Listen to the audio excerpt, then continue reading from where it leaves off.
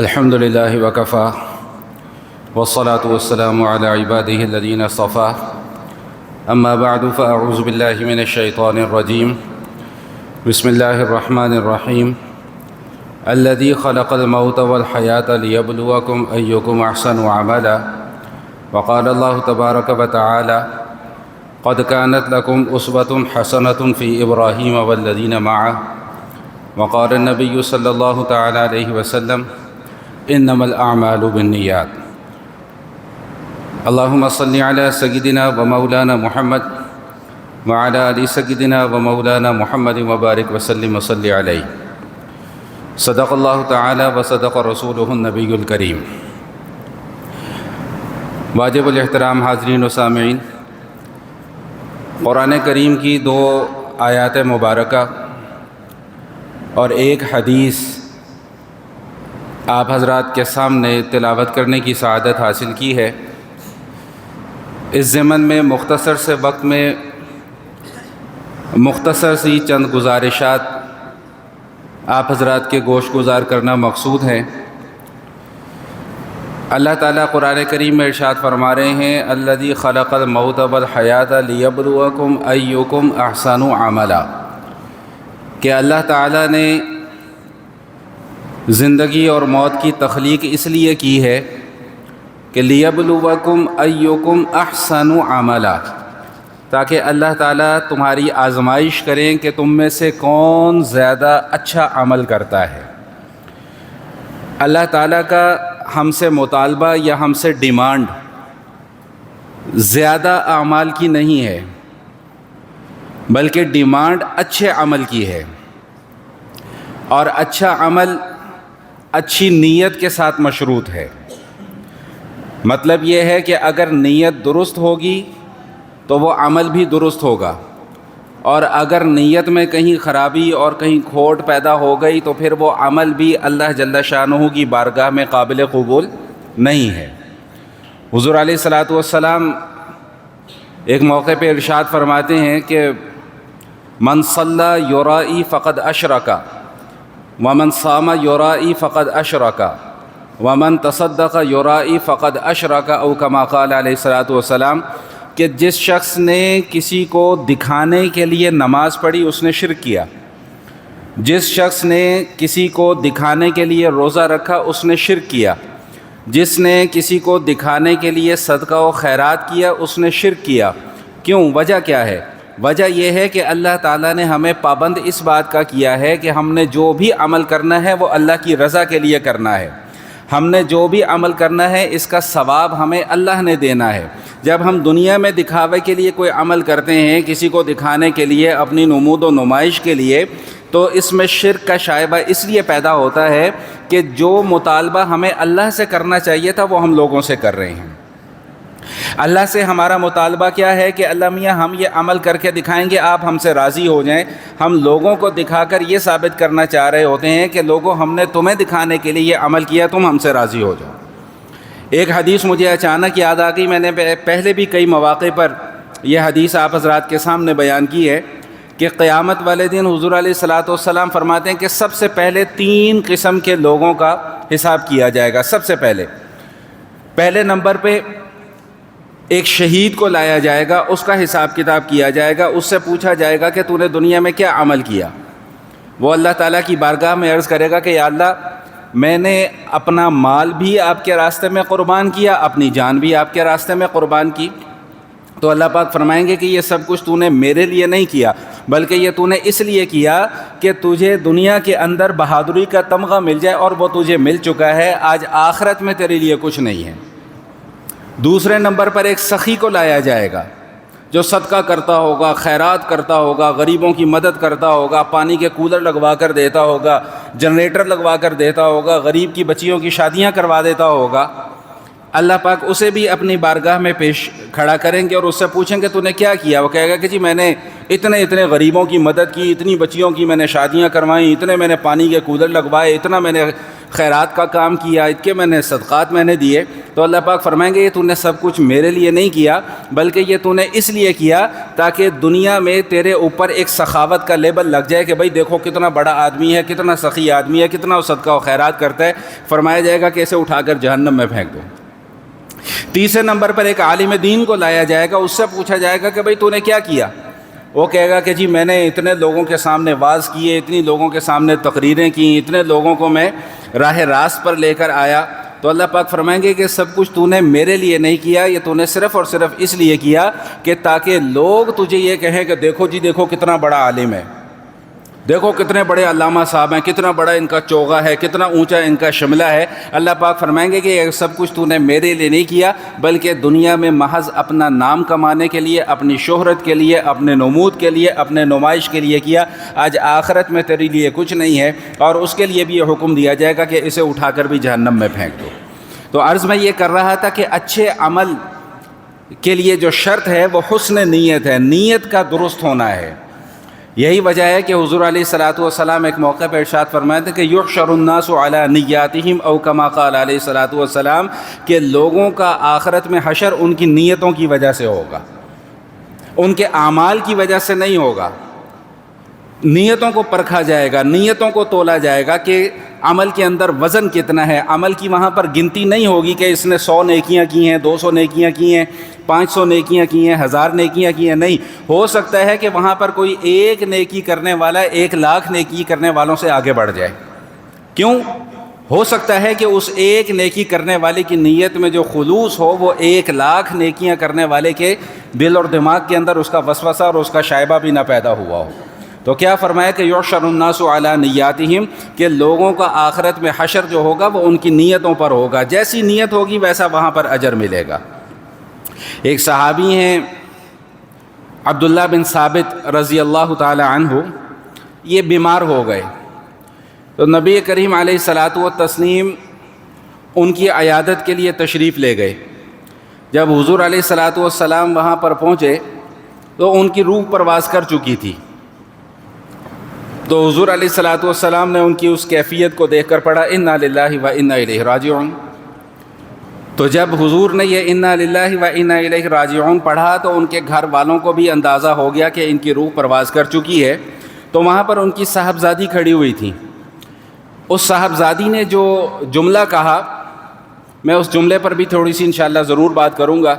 وہ یہ کہتی ہیں کہ واللہ لارجو ان تکون شہیدا، کہ ابا جان آپ بستر مرگ پر آپ کی وفات ہو گئی، میں تو یہ سمجھتی تھی اور میں تو یہ امید رکھتی تھی کہ آپ اللہ کے راستے میں جہاد کرتے ہوئے اپنی جان آفری کے سپرد کر دیں گے۔ اللہ اکبر کبیرہ۔ یہ ہوتی ہیں بیٹیاں، یہ ہوتی ہے تربیت، یہ ہے حضور علیہ الصلوۃ والسلام کی صحبت کا اثر۔ میری آج بیٹی ہو، میری آج بیوی ہو، میری ماں ہو، میری بہن ہو، اس کی طرح اس نے وبیلا نہیں مچایا کہ ہائے ہائے ہائے میرا باپ مر گیا، ہائے میرا فلاں چلا گیا۔ کوئی نوحہ نہیں کیا، کوئی بین نہیں کیا، کوئی گریبان نہیں پھاڑے، کوئی منہ کے اوپر تھپڑ نہیں مارے، کوئی اپنے بالوں کو نہیں نوچا، کوئی شور شرابہ نہیں کیا۔ وہ تمنا کیا کر رہی ہے؟ وہ تمنا یہ کر رہی ہے کہ ابا جان میں تو یہ چاہتی تھی کہ آپ اللہ کے راستے میں شہید ہوں، اور مجھے یہ گمان اس لیے تھا کہ آپ نے تو جہاد کی پوری تیاری کر رکھی تھی۔ حضور علیہ الصلوۃ والسلام نے اب اس بیٹی کے جب ان کلمات کو سنا کہ والد تو جہاد میں جانے کی تیاری کر رہا ہے اور یہ بستر مرگ پر وفات پا گئے، تو اب قربان جائے نبی پاک صلی اللہ تعالیٰ علیہ وآلہ وسلم کی رحمت اور شفقت پر۔ ارشاد فرمایا کہ ان اللہ عز وجل قد اوقع اجرہ علی قدر نیتہ، کہ بے شک اللہ تعالیٰ نے اس کی نیت کے بدلے میں اس کو وہ مقام عطا فرما دیا جو یہ چاہتا تھا۔ تو گفتگو کا آغاز میں نے کہاں سے کیا کہ حسن عمل کے لیے حسن نیت شرط ہے۔ عمل تبھی اللہ کی بارگاہ میں قابل قبول ہوگا جب نیت درست ہوگی۔ حدیث شریف میں آتا ہے حضور علیہ الصلوۃ والسلام فرماتے ہیں کہ ان اللہ کتب الحسنات والسیئات، کہ اللہ تعالیٰ نے نیکیاں بھی لکھ دی ہیں، گناہ بھی لکھ دیے ہیں۔ یعنی اللہ نے وضاحت فرما دی ہے کہ یہ کام نیکی کے کام ہیں اور یہ والے کام جو ہیں وہ گناہ کے کام ہیں۔ اور فرمایا کہ ثم بین ذالک، پھر اللہ تعالیٰ نے اس کی وضاحت بھی فرما دی ہے، اور وضاحت کیا فرمائی ہے کہ فإن ہم، حسنتن کہ اگر کسی کے دل اور دماغ کے اندر نیکی کا خیال بھی پیدا ہو جائے، فلم یعملھا لیکن اس نے اس کے اوپر عمل نہیں کیا، کتب اللہ لہ حسنتن اللہ تعالیٰ ایک نیکی پھر بھی اس کے نامہ اعمال میں لکھ دیتے ہیں۔ فَإِنْ ہَمَّ حَسَنَةً فَعَمِلَهَا اور اگر اس کے دل اور دماغ کے اندر کوئی نیکی کا خیال پیدا ہو گیا پھر اس نے اس کے اوپر عمل بھی کر لیا، کتب اللہ مئۃ حسنۃ الی 700 او کما قال علیہ الصلوۃ والسلام پھر اللہ تعالیٰ 10 سے لے کر 700 نیکیاں تک اس کے نامہ اعمال میں لکھ دیتے ہیں، صرف حسن نیت کی وجہ سے، نیت نیک ہونے کی وجہ سے۔ یہی وجہ ہے کہ حضور علیہ الصلوۃ والسلام ارشاد فرماتے ہیں کہ انما الاعمال بالنیات کہ بھائی اعمال کی قبولیت کا دار و مدار جو ہے وہ نیتوں پر ہے۔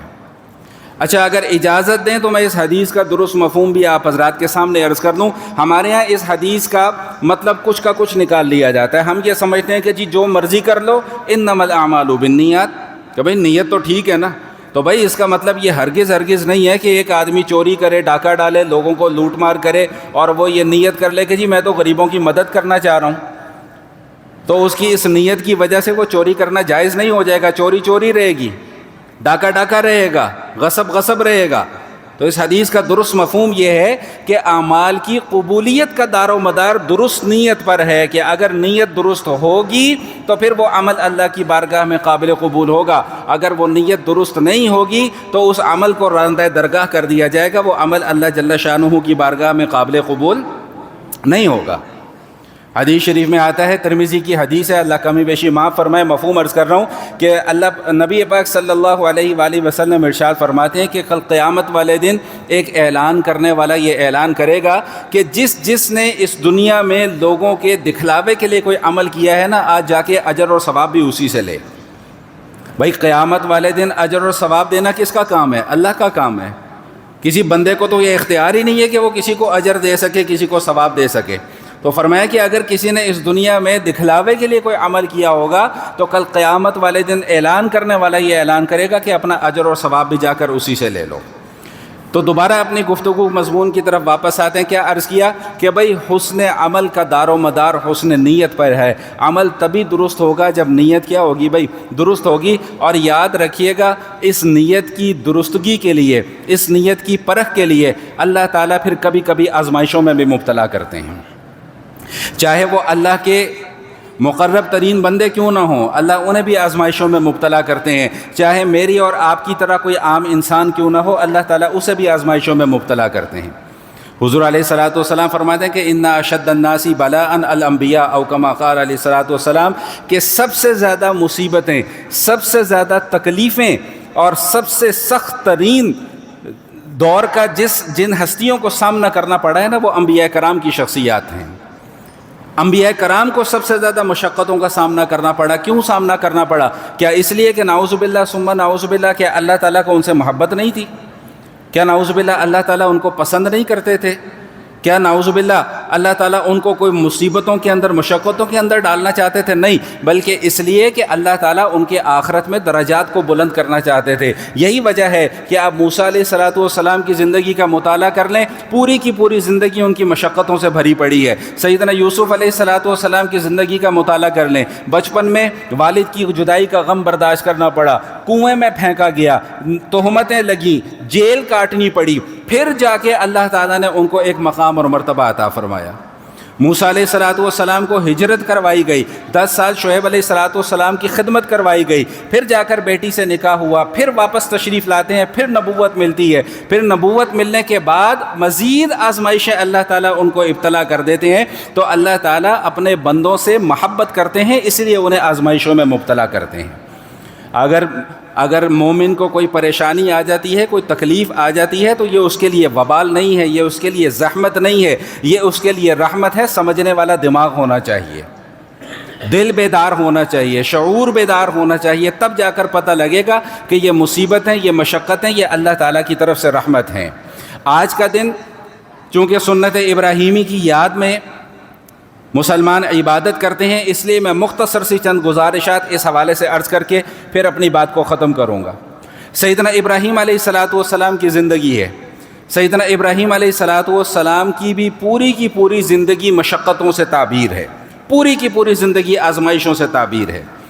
سب سے پہلی آزمائش ایک ایسا معاشرہ کہ جو پورا کا پورا معاشرہ بت پرستی میں مبتلا ہے، شرک میں مبتلا ہے، اس معاشرے میں ابراہیم علیہ السلام تنہا آواز بلند کر دیتے ہیں کہ بھائی اللہ کے سوا کوئی معبود نہیں ہے۔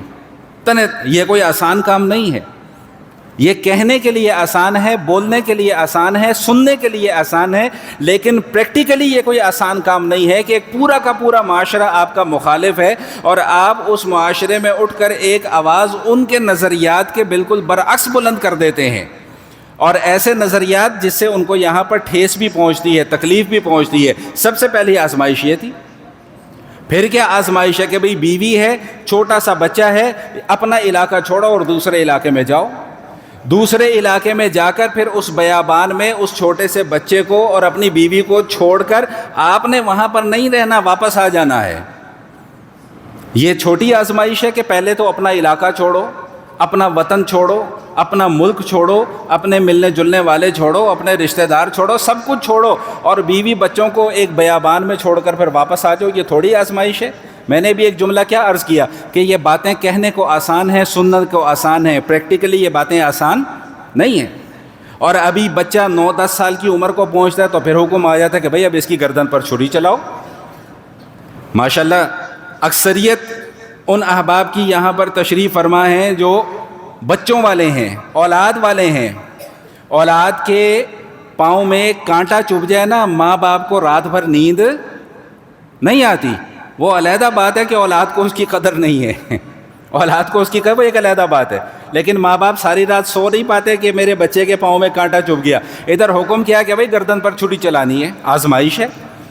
اور جب آزمائش میں سرخرو ہو گئے تو پھر اللہ تعالیٰ کی طرف سے انعامات کی برسات ہوتی ہے۔ پھر اللہ پاک ارشاد فرماتے ہیں قد کانت لکم اسوۃ حسنۃ فی ابراہیم والذین معہ، کہ بھئی تمہارے لیے ابراہیم علیہ السلام کی زندگی کو اللہ تعالیٰ نے کامل نمونہ بنا کر پیش کر دیا، بہترین نمونہ بنا کر پیش کر دیا۔ نمونہ کیا ہوتا ہے؟ نمونہ وہ ماڈل ہوتا ہے، وہ سٹرکچر ہوتا ہے کہ جس کی آپ نے پیروی کرنی ہوتی ہے، جس کے پیچھے آپ نے چلنا ہوتا ہے۔ جب میں یہ اس مضمون کا مطالعہ کر رہا تھا تو ایک بات میرے ذہن میں آئی کہ اللہ تعالیٰ نے آخر ابراہیم علیہ السلام کے متعلق یہ کیوں فرمایا کہ قد کانت لکم اسوۃ حسنۃ فی ابراہیم والذین معہ، کہ ابراہیم علیہ السلام کی زندگی تمہارے لیے ایک بہترین نمونہ ہے۔ یہ کیوں اللہ پاک نے فرمایا؟ یہ اللہ پاک نے اس لیے فرمایا کہ اتنی آزمائشوں کے باوجود ابراہیم علیہ السلام نے کوئی گلہ شکوہ اللہ سے نہیں کیا۔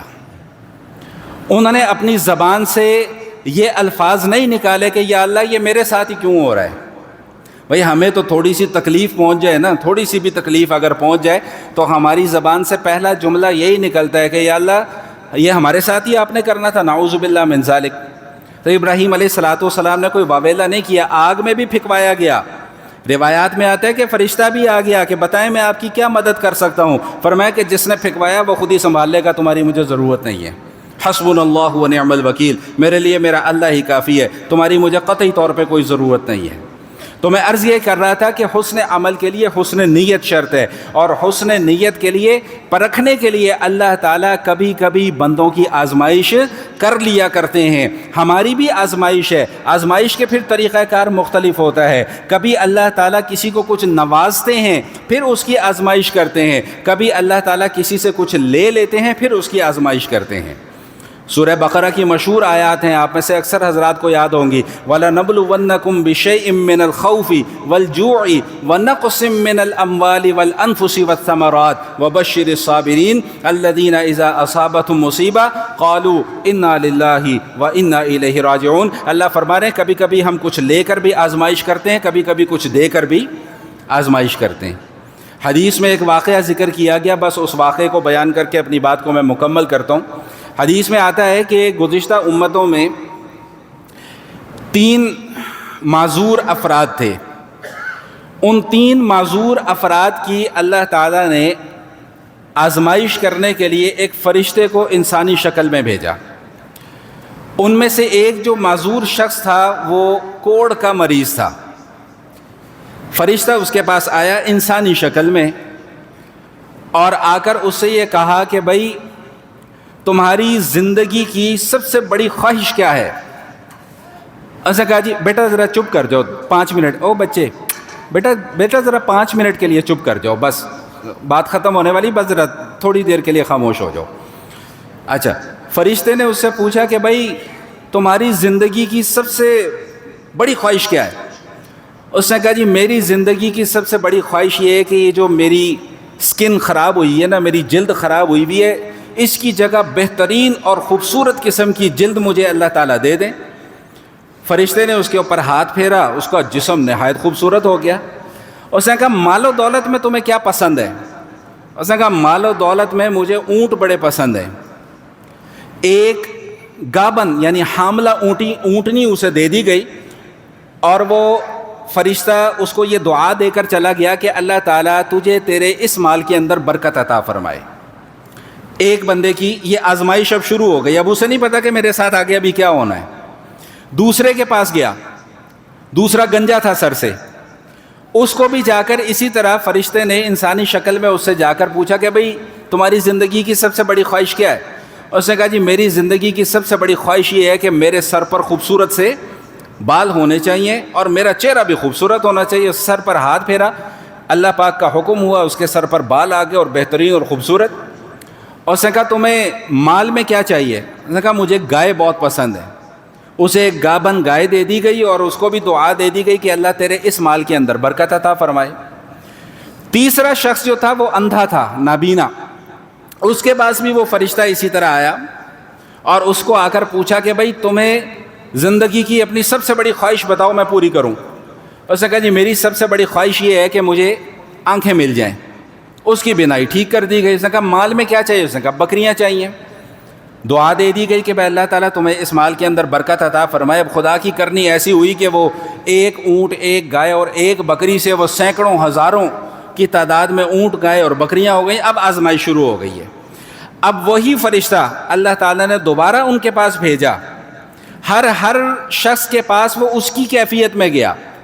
وہ جو کوڑ کا مریض تھا اس کے پاس وہ فرشتہ انسانی شکل میں کوڑ کے مرض کی حالت میں اس کے پاس گیا اور جا کر اس کو کہا کہ بھئی میں مسافر بھی ہوں اور مریض بھی ہوں، میرے پاس کچھ مال اسباب بھی نہیں ہے، کوئی سواری بھی نہیں ہے، اگر تو اپنے اونٹوں میں سے ایک اونٹ مجھے دے دے تو میرے لیے سفر کرنا بڑا آسان ہو جائے گا۔ اس نے کہا اوہو میرے اور بڑی ذمہ داریاں ہیں۔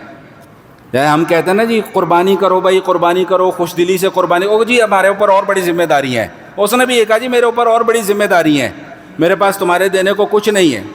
تو اس فرشتے نے کہا کہ تو وہی کوڑ کا مریض نہیں ہے کہ جس سے پہلے کوڑ کا مرض ہوا کرتا تھا، وہی مریض نہیں ہے؟ تو اس نے کہا نہیں، میں تو پیدائشی ایسا خوبصورت اور ایسا حسین ہوں اور پیدائشی میرے پاس اتنا ہی مال اور دولت ہے۔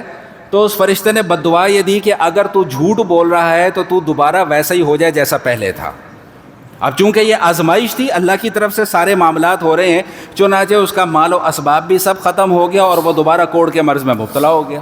یہ حدیث سنا رہا ہوں آپ کو، کوئی کہانی نہیں سنا رہا، اور صحیح حدیث سنا رہا ہوں۔ دوسرا شخص وہ گنجا تھا، اس کے پاس گیا، وہ حالت گنج میں گیا اور اس کو جا کر کہا کہ بھئی میں مسافر ہوں اور میرے پاس مال اور اسباب کچھ بھی نہیں ہے، اگر تم اپنی گایوں میں سے ایک گائے مجھے دے دو تو میرے لیے ذرا سفر کرنا آسان ہو جائے گا۔ اس نے کہا نہیں تمہارے پاس دینے کو میرے لیے کچھ نہیں ہے، میرے اور بڑی ذمہ داریاں ہیں، میرے اوپر اور بڑے حقوق ہیں اور بڑی پابندیاں ہیں، لہٰذا میں ابھی تمہاری کوئی مدد نہیں کر سکتا۔ اس نے کہا تو وہی آدمی نہیں جو پہلے گنجا ہوا کرتا تھا اور فقیر ہوا کرتا تھا، تیرے پاس تو کھانے کو روٹی بھی نہیں ہوتی؟ کہا نہیں، میں تو جدی پشتی امیر ہوں اور میں تو جدی پشتی پیدائشی اتنا ہی خوبصورت ہوں۔ تو اس فرشتے نے اس کو بھی یہی بد دعا دی کہ اگر تو جھوٹ بول رہا ہے تو اللہ تجھے دوبارہ ویسا ہی کر دے جیسا تو پہلے تھا۔ تیسرے کے پاس آیا جو نابینا تھا، اس نابینا شخص کو آ کر کہا کہ بھئی آپ کے پاس بہت زیادہ بکریاں ہیں، میں اندھا آدمی ہوں، اندھا بن کر گیا، میرے پاس کھانے کو بھی کچھ نہیں ہے، سفر کا بھی کوئی انتظام نہیں ہے، اگر آپ میرے ساتھ کوئی معاونت کر دیں، کوئی تعاون کر دیں تو میرے لیے آسانی ہو جائے گی۔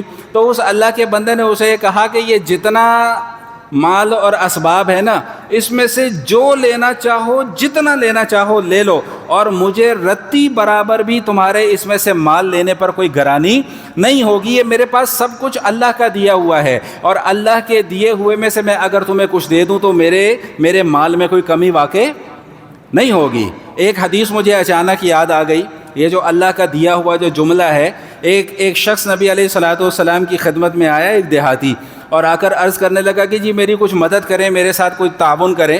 تو حضور علیہ الصلوۃ والسلام نے فرمایا کہ بھائی ابھی اس وقت میرے پاس دینے کو کچھ نہیں ہے۔ بھائی حضور علیہ الصلوۃ والسلام کی سیرت تو ہم سب نے پڑھی ہے نا، کئی دن فاقے ہوتے تھے۔ تو اس دیہاتی نے عجیب جملہ کہا، اس نے کہا جی آپ نے کون سا اپنے پلے سے دینا ہے، آپ نے بھی تو اللہ کے دیے ہوئے میں سے دینا ہے۔ سمجھ میں آئی بات کہ نہیں آئی؟ تو وہ مجھے یہ جملہ اس لیے یاد آ گیا۔ تو اس نے کہا بھائی یہ جو کچھ بھی ہے سب کچھ اللہ کا دیا ہوا ہے، جتنا تو نے اس میں سے لینا ہے لے لے، مجھے رتی برابر بھی گرانی نہیں ہوگی۔ تو پھر فرشتے نے بتایا کہ بھائی مجھے تیرے اس مال کی قطعی طور پہ کوئی ضرورت نہیں تھی، مجھے تو اللہ تعالیٰ نے تم 3 بندوں کی آزمائش کے لیے بھیجا تھا، ان میں سے 2 تو فیل ہو گئے، تو اس آزمائش کے اندر پاس ہو گیا۔ تو میں نے جملہ کیا عرض کیا تھا کہ بھائی اللہ تعالیٰ کبھی کبھی کچھ لے لیتے ہیں، یہ بھی اللہ کی آزمائش ہوتی ہے، اللہ کبھی کبھی کچھ دے دیتے ہیں، یہ بھی اللہ تعالیٰ کی آزمائش ہوتی ہے۔ انسان کا اٹھنے والا کوئی قدم جو ہے وہ آزمائش سے خالی نہیں ہوتا۔ واپس اپنے مضمون کی طرف آتے ہیں کہ بھائی حسن عمل کے لیے حسن نیت کیا ہے؟ بھائی شرط ہے۔ ابھی ہم سب ایک عمل کرنے کے لیے جا رہے ہیں، آدھے ہمارے کچھ بھائی بہن جو ہیں وہ ایک عمل کر چکے ہیں، وہ حج کا عمل کر چکے ہیں۔ ابھی ہم عید کی نماز پڑھنے کے لیے جا رہے ہیں، عید کی نماز کے بعد پھر انشاءاللہ ثم انشاءاللہ ہماری اکثریت جو ہے وہ اللہ تعالیٰ کے راستے میں جانوروں کو کیا کرے گی؟ بھائی قربان کرے گی۔ جب یہ کفار مکہ تھے نا جی، کفار مکہ زمانہ جاہلیت میں بھی یہ قربانی کیا کرتے تھے۔ میں پہلے بھی کئی مواقع پر یہ بات عرض کر چکا ہوں کہ قربانی ہر امت کے اندر مشروع رہی ہے، ہر شریعت کے اندر مشروع رہی ہے۔ یہ ہمارے لیے کوئی نئی کوئی اچنبے کی چیز نہیں ہے۔ جو آج کل کے جدت پسند اتنے پریشان ہو جاتے ہیں کہ جی لاکھوں جانور قربان کر دیے، ذبح کر دیے اور ظلم کر دیا اور یہ کر دیا اور وہ کر دیا، ان اعتراضات کے جوابات میں گزشتہ 2-3 نشستوں میں تفصیل کے ساتھ دے چکا ہوں۔ تو زمانہ جاہلیت میں بھی وہ قربانی کیا کرتے تھے، لیکن قربانی کرنے کے بعد جانور کا جو گوشت ہوتا تھا اور اس کا جو خون ہوتا تھا وہ کعبہ کی دیواروں پر جا کر لیپ دیا کرتے تھے، اور یہ سمجھتے تھے کہ ہم نے اللہ کا قرب حاصل کر لیا۔ بدعات اور خرافات کر کے ہم نے اللہ تعالیٰ کا کیا حاصل کر لیا؟ بھائی خود قرب حاصل کر لیا، خود ساختہ دین بنا کر ہم نے اللہ تعالیٰ کا قرب حاصل کر لیا۔ تو اللہ تعالیٰ نے ان کے لیے، میرے لیے، آپ کے لیے قرآن کریم کے اندر ایک مضمون بیان کر دیا کہ بل لن ینال اللہ لحومها ولا دماؤها ولکن ینالہ التقوی منکم۔ نہ اللہ تعالیٰ کو تمہارے گوشت کی ضرورت ہے، نہ اللہ تعالیٰ کو تمہاری کھالوں کی ضرورت ہے۔ اللہ تعالیٰ اگر کوئی ڈیمانڈ کرتے ہیں تو ولکن ینالہ التقوی منکم، اللہ تعالیٰ دل کا تقوی تم سے چاہتے ہیں، حسن نیت تمہاری چاہتے ہیں کہ تم یہ عمل جو کرنا چاہ رہے ہو یہ کس کے لیے کرنا چاہ رہے ہو؟ اللہ کو خوش کرنے کے لیے کر رہے ہو یا دنیا دکھاوے کے لیے کر رہے ہو؟ ایک اور حدیث سماعت فرما لیجئے، رسول اللہ صلی اللہ علیہ وآلہ وسلم ارشاد فرماتے ہیں کہ ان اللہ لا ينظر الى صورکم واموالکم ولکن ينظر الى قلوبکم واعمالکم، کہ اللہ تعالیٰ تمہارے مالوں کی طرف اور تمہارے شکل و صورت کی طرف جو ہے وہ نہیں دیکھتے ہیں، ولکن ینظر الی قلوبکم واعمالکم، اللہ تمہارے دل کی طرف اور تمہارے اعمال کی طرف نظر رکھتے ہیں کہ تمہارے دل کے اندر، دماغ کے اندر اس وقت کیا چل رہا ہے۔ آج کی مختصر نشست کے حوالے سے یہ پیغام تھا۔ اللہ کریم میرا کہنا اور آپ حضرات کا سننا قبول فرمائے۔ صفوں کو درست کر لیجئے تاکہ نماز کی ادائیگی